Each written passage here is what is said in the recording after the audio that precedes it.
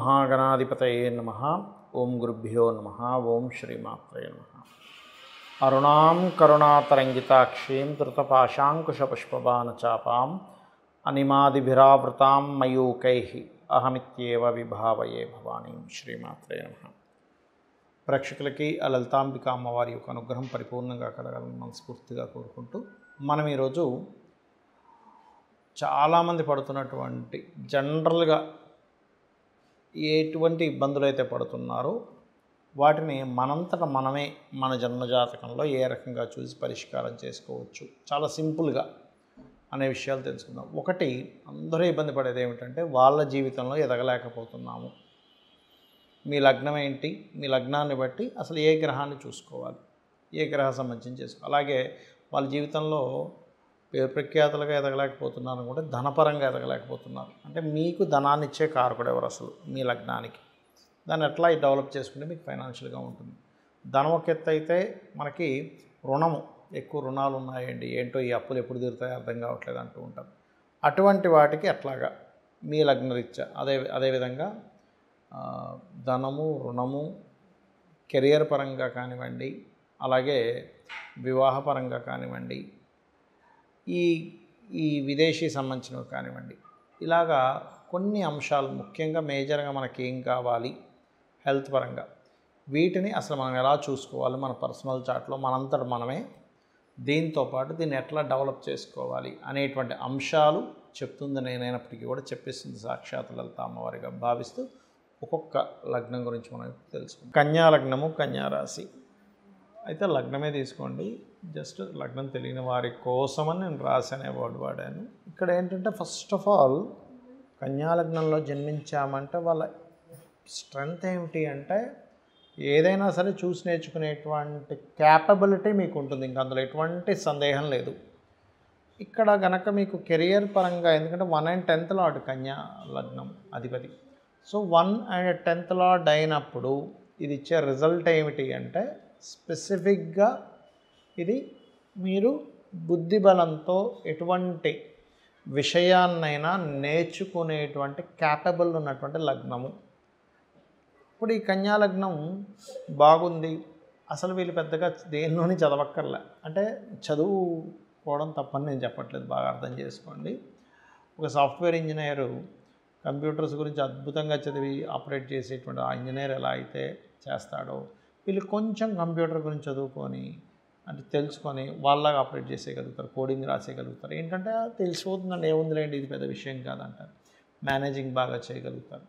But ఇది ఎప్పుడైతే దెబ్బతింటుందో mercury, అప్పుడు మీరు అర్థం చేసుకోవాల్సింది ఏంటంటే నేను ఎందుకు కెరియర్ పరంగా ఎదగలేకపోతున్నానని మీకు క్వశ్చన్ వచ్చినప్పుడు మీరు చెక్ చేసుకోవాల్సింది మెర్క్యూరీ, అంటే బుధుడు ఎలా ఉన్నాడు, బుధుడు స్ట్రాంగ్గా లేడు, అందుకే నేను ఎదగలేకపోతున్నాను. అంటే చిన్న ఎగ్జాంపుల్ చెప్తా. ఒక వ్యక్తి మనం చూస్తూ ఉంటాం 100 కిలోలు ఇలా పట్టుకుని ఎత్తేస్తాడు వెయిట్ లిఫ్టింగ్లో. ఎందుకు అలా ఎత్తగలిగాడు, మనం ఎందుకు ఆ 100 కిలోలు ఉన్నటువంటిది 200-300 కేజీ ఎందుకు ఎత్తలేకపోతున్నాం అంటే మన ఆర్మ్స్ కానీ మన బాడీ కానీ స్ట్రాంగ్గా లేదు, సింపుల్ లాజిక్. సో ఎప్పుడైతే మన ఆర్మ్స్, మన బాడీ, మన అన్నీ స్ట్రాంగ్గా ఉన్నాయో వాడికంటే ఇంకో 100 కిలోలు ఎక్కువ కూడా ఎత్తగలుగుతాం. అంటే ఏంటి, మీ 10th లార్డ్ స్ట్రెంగ్త్గా లేడు ఎందుకంటే లగ్నాధిపతి దశమాధిపతి ఒక్కడే బుధుడయ్యాడు. ఇఫ్ అది స్ట్రాంగ్గా ఉంది ఇంక తిరుగులేదు, బుద్ధి బలంతో కెరియర్లో ఒక స్టేజ్కి వెళ్ళిపోయే యోగాన్ని ఇస్తాడు కన్యా లగ్నానికి బుధుడు. అయితే కెరియర్లో స్ట్రాంగ్గా వెళ్ళిపోవడం వేరు, ధనాన్ని ఇచ్చేటువంటి వీనస్ ఏం చెప్తున్నాడనే విషయం మనం తెలుసుకోగలగాలి. So Venus is 2nd and 9th lordship వస్తుంది. సో ఎవరికైనా ఏదైనా గైడ్ చేయడము, లేకపోతే teachings, trainings, accounting, banking, long journeys లేకపోతే స్పిరిచువల్ జర్నీస్ చేయడం ద్వారా, లేనట్లయితే అంటే కొంతమంది తీసుకెళ్తుంటారు చార్ధామ్ యాత్రలు అని, ఇట్లా అట్లాంటి వాటి ద్వారా ఇన్బిల్ట్గా యోగం ఉంది అక్కడ. లేదా తండ్రి యొక్క ధనం రావడం, తండ్రి మూలంగా సపోర్టివ్గా రావడం, గురువుల యొక్క బ్లెస్సింగ్స్, స్పిరిచువల్ రిలేటెడ్ వాటిల్లో ఉంటూ రకరకాల పూజాది కార్యక్రమాలు చేయించుకుంటూ ధనాన్ని సంపాదించడం, ఈ యోగం ఉంది ఇక్కడ. అంటే వీనస్ ఈజ్ న్యాచురల్లీ ధనాన్ని ఇచ్చే కారకుడు. ఇక్కడ మనం అందులోకి వెళ్ళినా, అందులో ఉన్నా ఎందుకు సెట్ అవ్వట్లేదు అంటే ఇక్కడ మనం అర్థం చేసుకోవాల్సింది వీనస్ ఉండవలసినంత స్ట్రాంగ్గా లేడు. సో మీరు ధనవంతులు అవ్వాలి అంటే ఫస్ట్ మీ వీనస్ ఎలా ఉన్నాడో దాన్ని సెట్ చేసుకోండి. అది సెట్ చేసుకునేదాకా మీకు కనెక్ట్ అవ్వదు. అది గుర్తుపెట్టుకోండి. ఎలా అంటే పైన ట్యాంక్లో వాటర్ ఉన్నాయి, కింద మనం వాష్ బేసిన్ దగ్గరికి వెళ్ళి ఇప్పుతుంటే రావట్లేదు అంటే ఏంటి, ఎక్కడో బ్లాకేజ్ ఏర్పడింది. వాటర్ చూస్తే ఉన్నాయి, కింద ఎందుకు రావట్లేదు అంటే బికాజ్ ఆఫ్ లోపల ఎక్కడో ఏదో డిస్టర్బెన్స్ ఎదురైంది దానికి. సో దాన్ని క్లియర్ చేసుకుంటే ఎలా అయితే మీకు ధనం వస్తుందో, అంటే వాటర్ వస్తాయో, సేమ్ యాజ్ ఇట్ ఈజ్ ధనం కూడా అదేవిధంగా రావడం జరుగుతుంటుంది. కాకపోతే మీకు ఏంటంటే క్రియేటివిటీ, టీచింగ్స్, ట్రైనింగ్స్, అకౌంట్ వీటిల్లో ఎక్కువగా ఉంటుంది మీకు స్కోప్ అనేది. బాగుంటే, బాగోకపోతే ఇంకా సెకండ్లో ఏదైనా వేరే ప్లానెట్ ఉంది, అప్పుడు దాని పరంగా ఇస్తూ ఉంటుంది. అలాగే ఇక్కడ మెయిన్గా ఏంటంటే ఇక్కడ సిబ్లింగ్స్తో వైరల్టీ అనేది కూడా ఒక ఇబ్బందిని ఇస్తుంది. రెండవది మూన్ మీకు పూర్వజన్మ కర్మకారక ప్లానెట్ అవుతాడు. శని ముఖ్యంగా, చంద్రుడు ముఖ్యంగా. శని ఫస్ట్ ఆప్షన్లో అవుతాడు, 6th లార్డ్ అయ్యాడు కాబట్టి. కాకపోతే మూన్ ఈజ్ మోస్ట్ ఇంపార్టెంట్. అంటే ఏమిటి, మీ మూన్ బాగున్నాడు అంటే అంటే మీ కన్యా లగ్నంలో జన్మించిన మీకు చంద్రుడు కనుక బాగుంటే ట్రాన్స్పోర్టేషను, ఫుడ్డు, అలాగే క్లాత్ రిలేటెడ్, ఈవెంట్స్ రిలేటెడ్ వీటిల్లో దూసుకుపోతారు. గుర్తుపెట్టుకోండి, ఇంక తిరుగు లేకుండా కన్యా లగ్నానికి. అలా కాదు వాటిలోనే ఉన్నానండి, నేను ఎందుకో ముందుకు వెళ్ళలేకపోతున్నాను అంటే మీరు ఖచ్చితంగా చంద్రుడిని చెక్ చేసుకోండి. అంటే చంద్రుడు ఎలా ఉన్నాడు, మూన్ మీకు స్ట్రాంగ్గా ఉన్నాడా, వీక్గా ఉన్నాడా. మూన్ స్ట్రాంగ్గా ఉన్నాడు, ఏం ఆలోచించక్కర్లేదు. మహాదశ వచ్చింది, ఇంకా తిరుగులేదు. అంటే 11th లార్డ్ కదండి, అంటే 11th లార్డ్ పాప అయినప్పటికీ అక్కడ పుణ్య ఫలితాలు వచ్చినప్పుడు ఇస్తాడు, గుర్తుపెట్టుకోండి. అలాగే ఇక్కడ సహజంగానే కన్యాలగ్నానికి ఏంటంటే గురువు ఈజ్ బాధక ప్లానెట్. సో అందుకని వివాహ సంబంధించిన విషయంలో కొంచెం స్ట్రెస్ అవ్వడం ఇట్లాంటివి ఇస్తాడు. సో ఇది ఒక్కొక్కసారి కనుక గురువు కనుక బాగుంటే, నేను చాలా కేసెస్లో చూసింది ఏంటంటే వీళ్ళకంటే వీళ్ళ జీవిత భాగస్వామికి ఒక రేంజ్, అంటే కెరియర్ పరంగా తీసుకుంటే వీళ్ళు ఒక 50,000 60,000 సంపాదిస్తే జీవిత భాగస్వామి 1,00,000 2 లక్షలు కూడా సంపాదిస్తూ ఉంటుంది ఎవ్రీ మంత్. సో ఇక్కడ ఏంటి, ఏ ప్లానెట్ బాగుంటే, ఇక్కడ చాలామంది ఏమనుకుంటారంటే కన్యా లగ్నానికి 7th లార్డ్ ఈజ్ బాధక ప్లానెట్, సో వివాహం చేసుకోకూడదు మంచిది అనుకుంటారు. కానీ అలా కాదు. బాధకుడు అయినప్పటికీ ఆ బాధకుడు యొక్క రూపు ఎలా మారింది, అది యోగకారకుడుగా కూడా మారిపోద్ది ఒక్కోసారి, మారకుడు బాధకుడు అయినా కూడా. అది ఫస్ట్ మనం చెక్ చేసుకోవాలి. అలా కాకుండా బాధకుడు ఇంకా పాడైపోయాడు, అప్పుడు ఏంటి, జీవిత భాగస్వామితో ఎప్పుడు ఏదో గొడవ, స్ట్రెస్, టెన్షన్, ఎందుకు పెళ్లి చేసుకున్నాను రా బాబు, ఇలాంటివి ఇస్తూ ఉంటారు.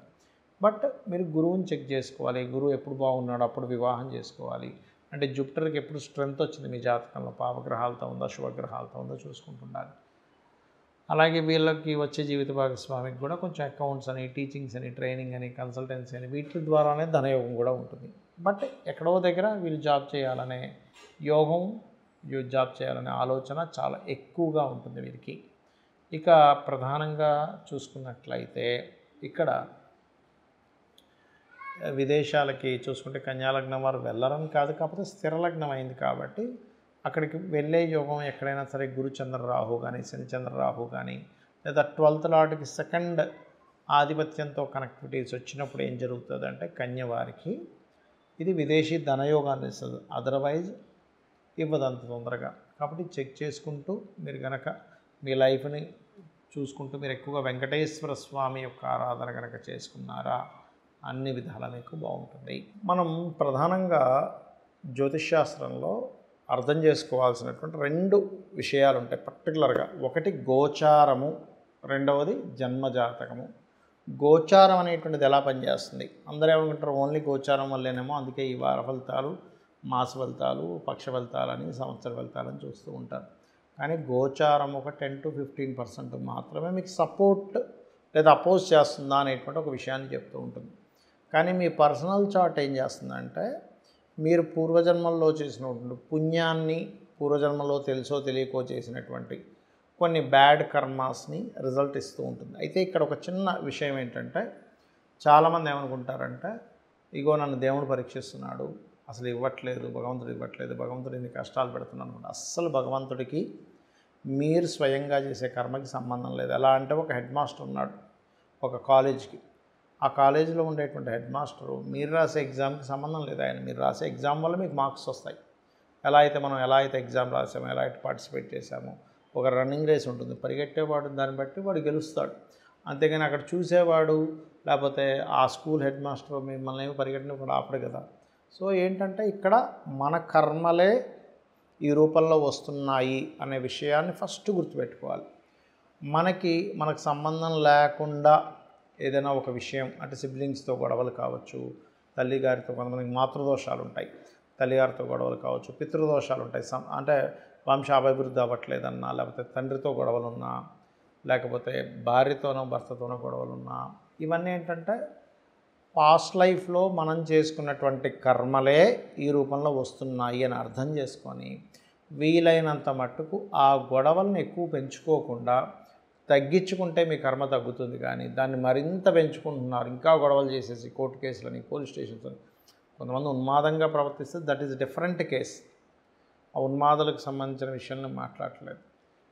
మరీ చిన్న చిన్న విషయాలకే మీరు రెచ్చిపోయి అవతల వాళ్ళు అన్నదమ్ములతో కావచ్చు, తల్లిగారితో కావచ్చు, తండ్రి గారితో కావచ్చు, ఇవన్నీ ఏం చేస్తాయంటే ఆల్రెడీ పాస్ట్ లైఫ్లో చేసుకున్న కర్మ వల్లే తల్లితో పడట్లేదు, భార్యతో పడట్లేదు.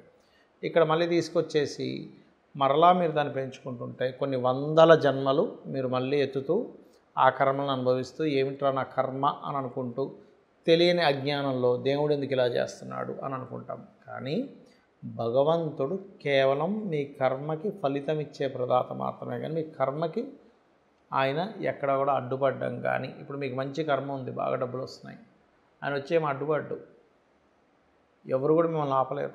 కానీ ఇక్కడ మనం అర్థం చేసుకోవాల్సింది ఏంటంటే ఫైన్, నేను పాస్ట్ లైఫ్లో చేసిన కర్మ ఇది కాబట్టి ఇలా అనుభవిస్తున్నాను కాబట్టి మొట్టమొదటిగా భగవంతుని పాదాలు పట్టుకొని నేను పూర్వజన్మలో ఏదో తప్పు చేసి ఉంటాను, అందుకే నాకు హెల్త్ ఇష్యూ వచ్చింది, లేకపోతే అందుకే నాకు ఈ అన్నదమ్ములతో పడట్లేదు, అందుకే నేను సంపాదించలేకపోతున్నాను, సరైన భార్య భర్త రాలేదు, లేదా వివాహం అవ్వట్లేదు అని మనం అర్థం చేసుకోవాలి.